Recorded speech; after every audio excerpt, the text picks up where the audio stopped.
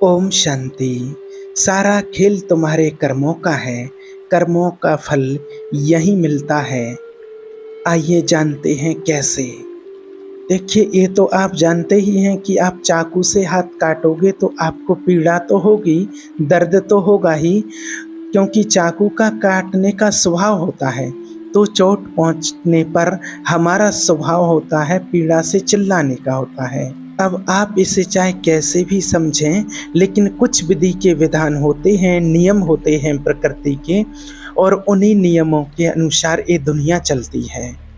ये तो हम सभी जानते हैं, कहा जाता है कि जैसा कर्म करोगे वैसा फल पाओगे। मतलब अच्छा कर्म करोगे तो अच्छा फल पाओगे और बुरा कर्म करोगे तो बुरा फल पाओगे। ये हम सभी ने सुना तो है, लेकिन अंदर से इस पर विश्वास हम बहुत कम कर पाते हैं, क्योंकि हमें लगता है कि अच्छे कर्मों का अच्छा फल हमें नहीं मिलता है, या फिर ये आपके मन का वहम है, क्योंकि आप किसी कारण के वश आप सच्चाई को नहीं देख पा रहे हैं, असलियत को नहीं देख पा रहे हैं। क्योंकि कर्मों का विधान, कर्मों का नियम तो अपने तरीके से ही काम करता है, वो आपके सोचने से काम नहीं करता है। आज आपको एक स्टोरी सुनाने वाले हैं, उसमें आपको कर्मों का सारा लेखा जोखा समझ में आ जाएगा कि कर्म किस प्रकार हमारे जीवन को निर्धारित करते हैं, और इसको समझने के बाद आप अपने जीवन में अच्छे कर्मों से कैसे सफल बन सकते हैं, वो भी सूत्र आपको पता चल जाएंगे। एक नगर में एक व्यापारी रहता था। वो व्यापारी बहुत धनवान था। अपने नगर के बड़े बड़े व्यापारियों में उसका नाम लिया जाता था। अपने खुद के नगर में भी उसका बहुत नाम था। फिर एक दिन शुभ घड़ी में उसे एक पुत्र की प्राप्ति हुई। फिर उसके अपने पुत्र के जन्म पर वो व्यापारी बहुत खुश हुआ और अपने पुत्र का नाम उसने विश्वनाथ रख दिया। व्यापारी ने सोचा कि उसका पुत्र बड़ा होकर और उसके कारोबार को संभालेगा और वो अपने नगर का सबसे बड़ा व्यापारी बन जाएगा। उस व्यापारी ने अपने पुत्र का अच्छे से लालन पालन किया, उसे अच्छे से पढ़ाया लिखाया, और अपने पुत्र विश्वनाथ को देख कर के वो बहुत खुश होता था। उसके पुत्र ने भी बड़े होकर के अपने पिताजी के व्यवसाय में हाथ बटाना शुरू कर दिया था। पिता अपने पुत्र को ऐसे काम करते देख बहुत प्रसन्न होते थे। फिर जब पुत्र कुछ समझदार हो गया तो व्यापारी ने अपने पुत्र का विवाह एक सुंदर युवती के साथ करवा दिया। विश्वनाथ भी बहुत खुश था। विश्वनाथ शादी होने तक तो अपने पिता के साथ व्यवसाय में हाथ बटाता रहा, लेकिन फिर अचानक ही उसके अंदर कुछ परिवर्तन आने लगे। वो दिन भर अपने दोस्तों के साथ घूमने लगा। धीरे धीरे विश्वनाथ को एक बहुत बुरी आदत ने पकड़ लिया। वो अपने दोस्तों के साथ जुआ खेलने लगा। विश्वनाथ ना तो अब अपने घर रहता था और ना ही अपने पिता के व्यवसाय में कोई हाथ बटाता था। वृद्ध होने के कारण उनके पिताजी अपने व्यवसाय की अच्छे से देखभाल नहीं कर पाते थे, और विश्वनाथ तो व्यापार की देखभाल करना तो दूर की बात रही, वो तो अपने पिता के द्वारा कमाए गए धन को जुए में उड़ा रहा था। व्यापार की देखभाल ना होने के कारण धीरे धीरे उसका व्यापार में भी बहुत नुकसान होने लगा था। विश्वनाथ के पिता ने विश्वनाथ को बहुत समझाया कि मैंने इतनी मेहनत करके इतना बड़ा व्यापार खड़ा किया है, तुम इस जुए खेलने की आदत को, इस गंदी आदत को छोड़ दो, नहीं तो एक दिन ऐसा आएगा कि नहीं तुम्हारे पास कुछ भी नहीं बचेगा, कोई तुम्हारा साथ नहीं देगा, फिर तुम पछताओगे, इसलिए तुम समय रहते संभल जाओ। लेकिन विश्वनाथ ने अपने पिता की तो एक भी नहीं सुनी। वो तो उनकी बातों को सुनकर अनसुना कर देता था। ऐसे ही समय धीरे धीरे गुजरता रहा। समय के साथ उसके पिता और भी वृद्ध हो चुके थे और उनको बीमारियों ने जकड़ लिया। कुछ समय के बाद ही वो उस व्यापारी की मृत्यु हो जाती है। अपने पिता की मृत्यु पर भी विश्वनाथ को बिल्कुल भी अफसोस नहीं था। और उनके चेहरे को देखकर के ऐसे लगता था कि उसको कोई दुख नहीं है। ऐसे लग रहा था कि मानो उसके पिता की मृत्यु के बाद तो उसे और भी आज़ादी मिल गई हो। अब भी उसे कोई कहने सुनने वाला नहीं था। अब तो विश्वनाथ पहले से भी अधिक जुआ खेलने लगा था और विश्वनाथ जुआ खेलकर एक बहुत बड़ा आदमी बनना चाहता था। वो एक दिन में ही जुए में हारी गई रकम को वापस लेना चाहता था और एक बड़ा आदमी बनना चाहता था, जिसके कारण अब वो जुए में बड़े बड़े दांव पेच लगाने लगा था। विश्वनाथ को उसकी माँ ने बहुत समझाया कि बेटा, तुमने बहुत सारा धन कमा दिया है, अब जो थोड़ा बहुत धन बचा है उसे भी लौटाने पर क्यों लगे हुए हो। लेकिन वो कहते हैं ना कि जब नाश मनुष्य पर छाता है तो पहले विवेक मर जाता है, यानी कि बुद्धि मर जाती है। अब विश्वनाथ अपनी माँ की बात एक कान से सुनता था तो दूसरे कान से निकाल देता था। उसे किसी बात का कोई फर्क नहीं पड़ता था। अब वो दिन रात जुआ खेलने में व्यस्त रहता था और उसके पास कोई कुबेर का खजाना तो था नहीं कि जो कभी ख़त्म ना हो। धीरे धीरे विश्वनाथ का सारा खजाना ख़त्म होने लगा। फिर एक दिन ऐसा आ गया कि जब विश्वनाथ के पास कुछ भी नहीं बचा था, जुआ खेलने में उसने सारा धन ख़त्म कर दिया था, वो अपना सब कुछ गंवा चुका था। जब विश्वनाथ की माँ को ये बात पता चली कि उसके बेटा जुए में सब कुछ हार चुका है तो उसकी माँ की मृत्यु हो गई। उसकी माँ को बहुत बड़ा आघात लगा हुआ था, जिससे उसकी हृदय गति रुक गई। लेकिन विश्वनाथ को अपनी माँ की मृत्यु पर भी कोई अफसोस नहीं था। उसे किसी भी बात से कोई फर्क ही नहीं पड़ता था। ऐसा लगता था जैसे कि उसकी संवेदनाएं खत्म हो चुकी थीं और उसके लिए कोई मरे या जिए वो तो दिन भर जुआ ही खेलता रहता था। विश्वनाथ तो व्यापारी का बेटा था ही, तो उसे कर्ज लेने में कोई दिक्कत नहीं आई। लेकिन विश्वनाथ ने वो धन भी जुए में ख़त्म कर दिया। जुआ एक ऐसी लत होती है, आप भी इस बात को समझें, जुआ एक ऐसी लत होती है जो एक दिन में ही जीत की उम्मीद देती है, लेकिन आप जीत कभी नहीं पाते हैं। अब विश्वनाथ के ऊपर बहुत सारा कर्ज हो चुका था। उसके घर में 2 वक्त का खाना खाने वाला जितना धन भी नहीं बचा हुआ था। अब तो विश्वनाथ की हालत बहुत बुरी हो चुकी थी। अब उसके पास ना तो खाना खाने के लिए धन बचा था और ना ही कपड़े पहनने के लिए धन बचा था। वो बिल्कुल कंगाल हो चुका था। अब पूरे नगर में सबको पता चल चुका था कि उसके पास कुछ नहीं बचा, वो कंगाल हो चुका है।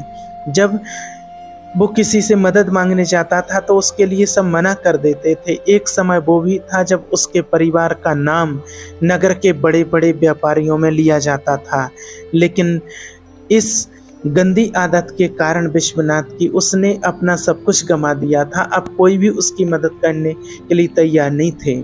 उससे कहा जाता है कि लोग उसी की इज्जत करते हैं जो अपनी मेहनत से कमाता है और अपने जीवन में एक कामयाब इंसान बनकर दुनिया के सामने एक उदाहरण पेश करता है।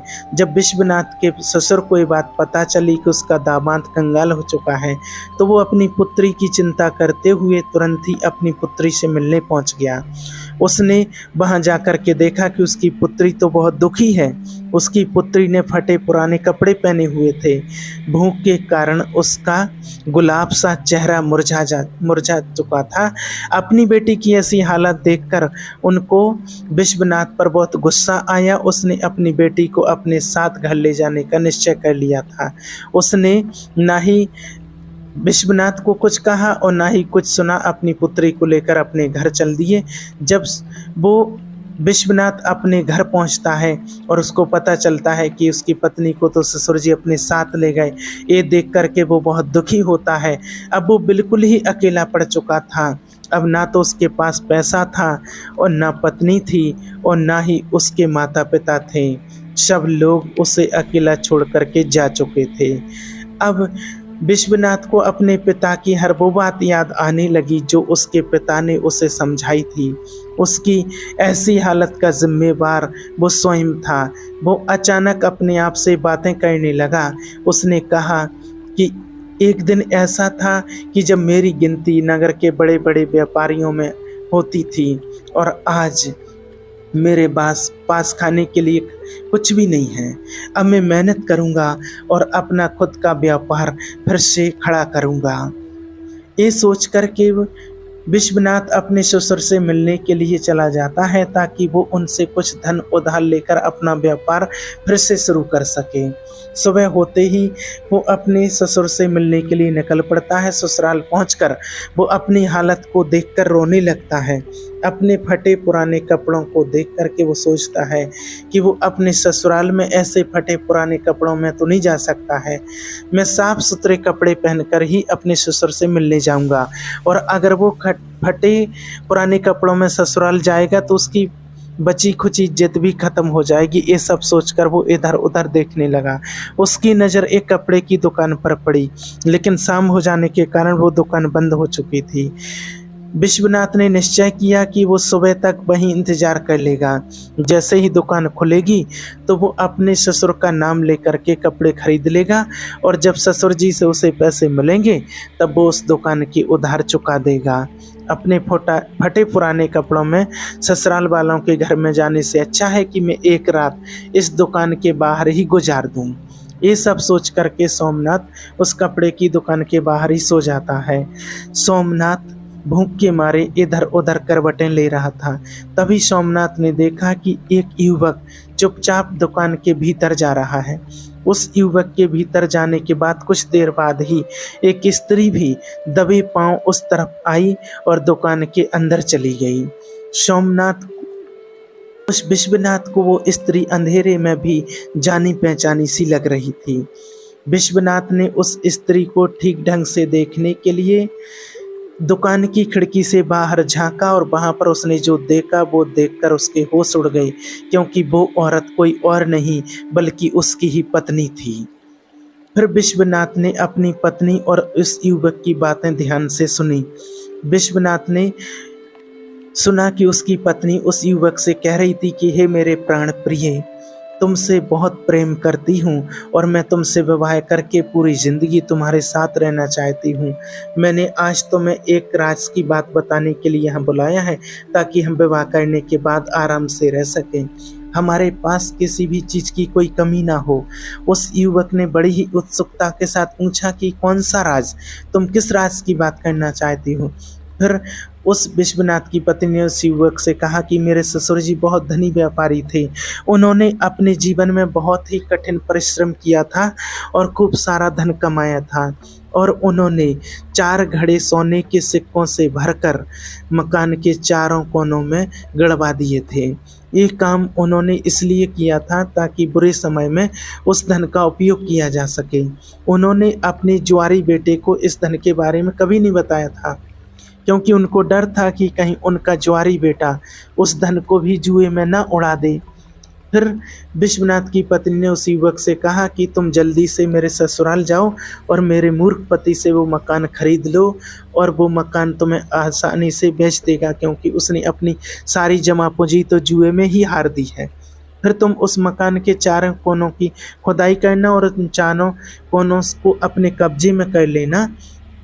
जो धन उसमें निकलेगा फिर हमें कभी भी धन कमाने की आवश्यकता नहीं पड़ेगी, और फिर हम पूरा जीवन खुशी से रहेंगे। अपनी पत्नी की ये सारी बातें सुनकर के उसे बहुत दुख हुआ। विश्वनाथ सोचने लगा कि आज मेरी बुरी आदतों के कारण मेरी पत्नी मेरी नहीं रही, बल्कि वो किसी और दूसरे पुरुष की हो लिए उसका साथ दे रही है, उससे विवाह करने की योजना तक बना रही है। लेकिन मैं ऐसा कभी होने नहीं दूंगा। मैं अपने पिता की कमाई हुई दौलत को इस आदमी के हाथों तो कभी नहीं जाने दूंगा। माना कि मैं बुरी संगत में पड़ गया था, मुझे जुआ खेलने की गंदी लत लग गई थी, लेकिन अब मुझे सब कुछ समझ में आ चुका है। अब मैं अपने पिता की दौलत को इस तरह लुटने नहीं दूंगा। ये सब सोचकर विश्वनाथ अपने नगर के लिए निकल जाता है। सुबह होते होते वो अपने घर पहुंच जाता है। घर पहुंचकर वो बिना कोई समय गंवाए अपने घर के चारों कोनों की खुदाई करना शुरू कर देता है।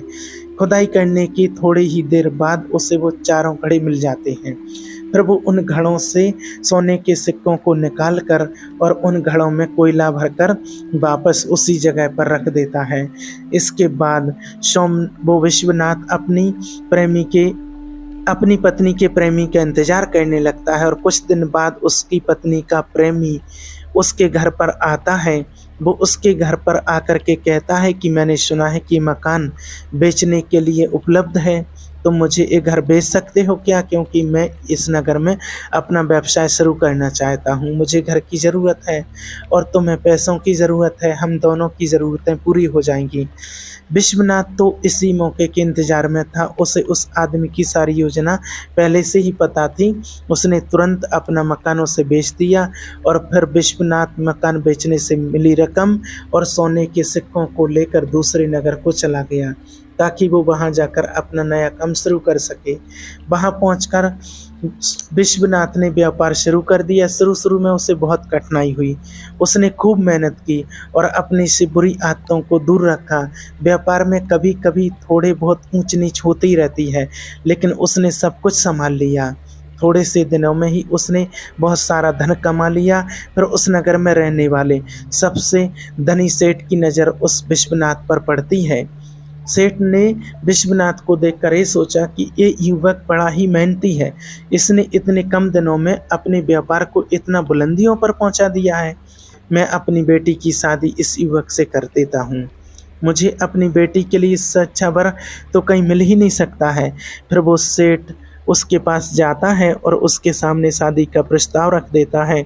विश्वनाथ ने भी सेठ का प्रस्ताव स्वीकार कर लिया और सेठ ने अपनी बेटी की शादी विश्वनाथ से करवा दी और अब उसके पास वापस पहले जैसा ही सब कुछ हो गया था। उसने धन कमा लिया था, इज्जत कमा ली थी, शादी भी हो गई थी।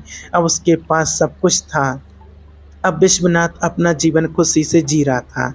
अब उसके पास किसी भी चीज़ की कोई कमी नहीं थी। उधर विश्वनाथ की पुरानी पत्नी का प्रेमी वो घर पाकर बहुत खुश हो रहा था, लेकिन जब उसने मकान के चारों कोनों की खुदाई की तो उसे सोने के सिक्कों के बदले कोयले के भरे 4 घड़े मिले और कोयले से भरे घड़ों को देखकर वो छाती पीट पीट कर रोने लगा। उस युवक को विश्वनाथ की पत्नी पर बहुत गुस्सा आ रहा था। वो सोच रहा था कि काश उसने की बात नहीं मानी होती। अगर मैंने उसकी बात नहीं मानी होती तो मुझे आज अपना धन गंवाना नहीं पड़ता। सोनों के सिक्के से भरे घड़े मिलना तो दूर, मेरे जीवन की जमा पूंजी भी जाती रही। इसके बाद उस युवक ने अपनी प्रेमिका यानी कि विश्वनाथ की पत्नी को भी सबक सिखाने के लिए उसे छोड़ दिया।